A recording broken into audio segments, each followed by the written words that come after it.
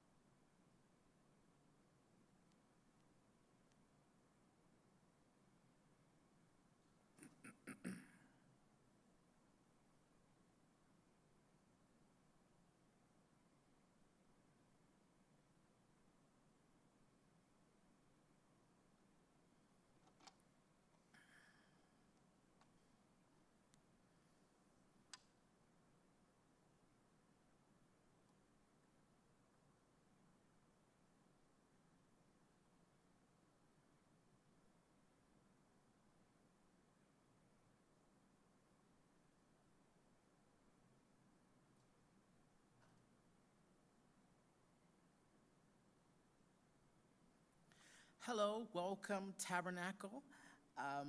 We are back here again in the house of the Lord to talk about something that I know will be very instrumental in going forward in our effort to bring you quality messages, wonderful worship, and some fun things here online.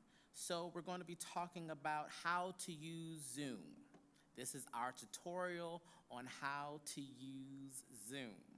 So I know that many of you have probably already heard of Zoom. I know some of you are probably already using Zoom, but we want to make sure that we are all are on an even playing field. So here is the Zoom logo. So if you are on your phone or you are on a computer, you can go into your App Store, you can go into your Google Play Store, you can download Zoom. You're going to have to download Zoom. Now, on your computer, you're going to go to zoom.us/support/download. You can see that up at the top. And once you go into that site, on many computers, it will download automatically into your computer. If you look at the left-hand bottom corner, you can see, this is my own personal laptop. I already have it up there, but even when I went to the site, it still downloaded it again. So, and that is for any computer that you have. And once you have it downloaded, it will kick you to the next screen. You have now downloaded it on your computer. You can use it at your leisure. So there are two ways to operate Zoom. You can either be the host or you can be a participant. You can be both, but usually you're going to have one host and you're going to have between one other or up to 100 participants. If you have an account, go ahead and sign in. If you don't, you can sign up for free. All basic accounts are free, so anybody can have a Zoom account for free. The basic requirements or the standards for a basic account is basically that you can have up to 100 participants, but it is limited to 40 minutes a meeting.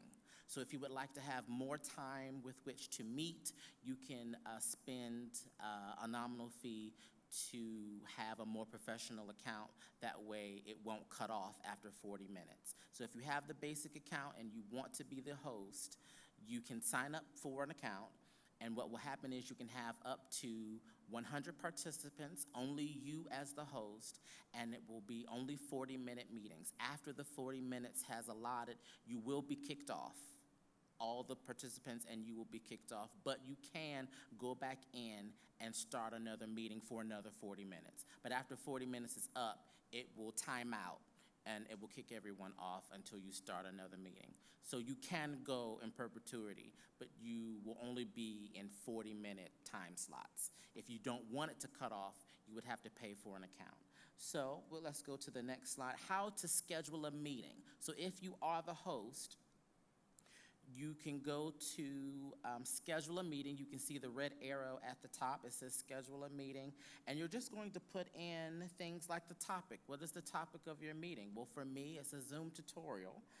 You can add in a description. It is optional. It isn't necessary. You can add in the time and the day. When I did this, it was 5:25. And so I put in the time, and I put in that it was going to be today, and it was going to be at this particular time. You can put in the duration, but unless it is any other account but basic, you can only do 40 minutes. So whether you put in a duration there for a basic account, it will still, the time will go out at 40 minutes. And you can put in the time zone. We are Eastern Standard Time.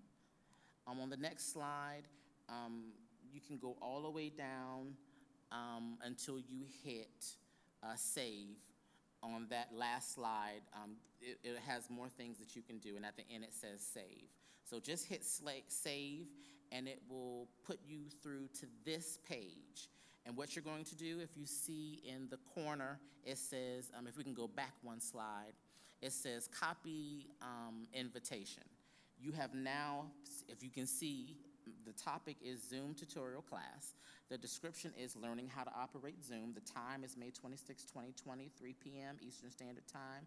You can add to your Google Calendar, your Outlook, or your Yahoo Calendar.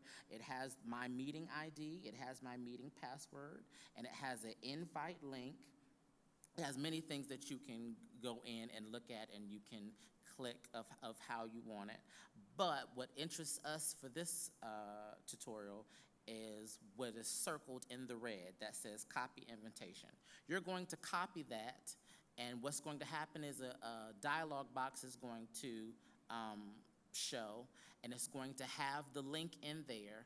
You're going to click the invitation, and what it has done is it has saved it to your computer's clipboard. On the next slide, what you're going to do is you're going to go into your email as you would regularly do and type in the people who you would like to be on your Zoom call. I picked myself, and you can put in Zoom meeting link, or you can put in the topic, and what you will do is you will right-click and paste that link into the body of the email. As you can see, it says, Edward James is inviting you to a scheduled Zoom meeting, and it says the topic and the time and the join and all that. If we can go to the next slide. Once it has gone through, I went back into my email that I sent myself, and this is what I saw. In the blue, that is your Zoom link. That now that you have downloaded Zoom, anybody can send you a Zoom link for you to enter their meeting. All you have to do is click that link, and it will take you directly to Zoom to join the meeting. If we can go to the next slide, this is what will pop up if you hit that link. It will say, this site is trying to open Zoom meetings. If you are indeed trying to open Zoom meetings to go to a meeting, you're going to click OK. And once you've clicked OK, what will happen is the next slide. Where the arrow is pointing to, it says your video will show up here. That means that if you are watching on your phone, or if your computer has a webcam, what will pop up is your face in that space. It's blacked out. I blacked it out on purpose so I could put that graphic right there. But what your face will show, what's circled, it says join with computer audio. You're going to click that button because we want to be able to hear your voice. So you're going to click that, and your computer audio is going to take over to where you can say hello and start to have a conversation. We can go to the next slide. As you can see, I clicked audio, and then what happened is there's my face smiling. I'm blushing, as you can see. Since I was the only person in the meeting and I am the host, my webcam was the only thing that showed up. But if you have other people going into the meeting, you will have other people's webcams show up so that you can see everybody's face. And that can be, again, up to 100 participants. So you can just wait calmly. Now, another thing that I didn't show in the PowerPoint is that if you are a little early for the meeting and the host has not gotten into the meeting yet, it will put you in a hold by saying that the host has not initiated the meeting yet, and we're going to wait for them. And so it'll put you in a hold pattern until the host gets up there and invites you in, and that way everybody can come into the meeting. So on that particular slide, down at the bottom, it has a mute button. If we look all the way down in that left corner, bottom corner, it has a mute button. What you're going to do is, if you are not speaking, you can give your initial greeting, hello, but you can either click the space bar on your computer keyboard, or you can click this mute button, and that will mute your voice. Now, the host has preeminence when it comes to muting all participants on his account. So they can mute you whether you mute yourself or not. But it would probably be advantageous is if everybody comes into the meeting, say your greeting, and then mute yourself. That way, it can be more orderly. Because what will happen is you'll have everybody talking at once, and sometimes it's a little difficult to hear when people are talking over each other. So I would advise you to say your greeting, then click the mute, or the host himself can click the mute, and then unmute people as he talks to them. The next little button beside mute, it says to stop video. This, if you click that, you can either stop the video or turn the video back on. But if you need to get up to get something, or you're moving away, or you don't want your face to be shown, you can hit stop video, and in your webcam box, it will just show your name. to where we can still identify you, but your face is not shown. And if you want to be on camera, you can go back into there and click to be back on video. Security, we don't have to worry about. Participants, this will just show you how many participants are active on the particular meeting. If you would turn your eyes to the upper right-hand corner, it says enter full screen. That's because I'm the only person in this chat. But there will be other options for you to either see yourself in the host or to see everybody together. And what will happen is in that right-hand panel, you'll see the names of everybody who is on the meeting and whether they are on mute or not. Next to that is chat. And again, I'm reading the bottom ticker at the bottom of this slide. The next is chat, and you can actually talk to people in this chat. You can ask questions. You can say hi, how are you doing? You can just basically chat back and forth as if you would text someone. We're going to skip over share screen. I don't think you have to worry about that. Record. If you want to record this meeting and you are the host, you have the ultimate permission to do so.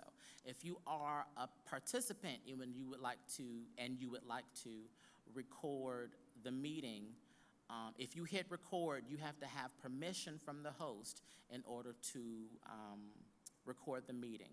And once he or she has given you permission, you can then record that and have it saved if you want to go back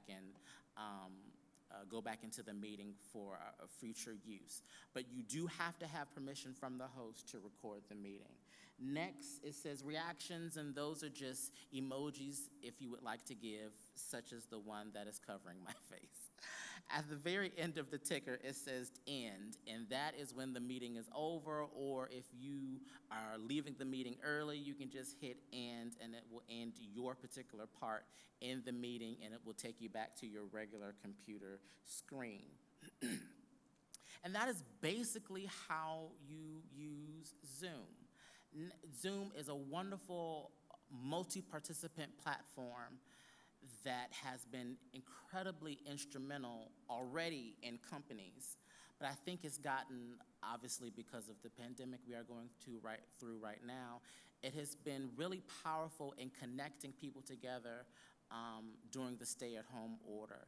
And on a personal note, recently I had a Zoom meeting with my family, and it was great to see everyone's faces, especially since some live in Florida, some live in New York, some live in DC area, and I live here in Ohio. It was great to see my family on Zoom, and it was about 12 of us on Zoom, and we're gonna do another Zoom call with other members of my family. So you can do this for your company, you can do this for your church meeting, you can do this for your family. If you wanna see your grandkids, you can definitely be on Zoom. I know we have a Zoom call coming up with the youth a little later on, I believe this week. So if you would like to use Zoom, please go back and reference this video. If you have any questions, put your questions down in the comment section.